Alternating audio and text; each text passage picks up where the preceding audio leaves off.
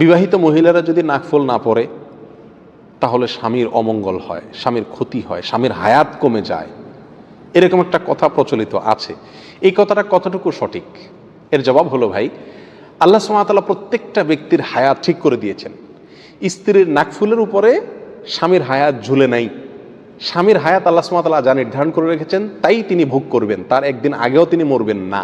অতএব স্ত্রীর নাকফুল পড়ুক আর না পড়ুক তাতে স্বামীর হায়াতে কোনো প্রকার কম বেশ হবে না।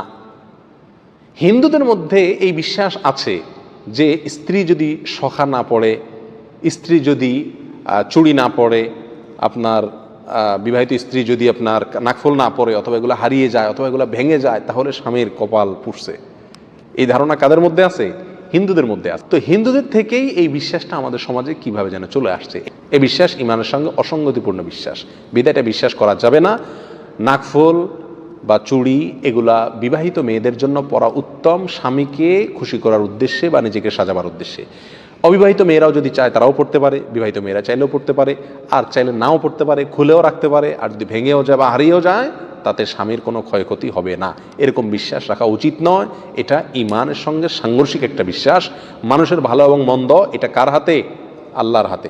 নাকফুল বা কানের দুল, চুড়ি এগুলোর সঙ্গে ভালো মন্দের কোনো সম্পর্ক নেই। এই বিষয়ে কোরআন সুন্নাহর কোনো বর্ণনা নাই, কোনো জাল হাদিসে এরকম কোনো কথা বলা হয় না। এটা নিছক কুসংস্কার।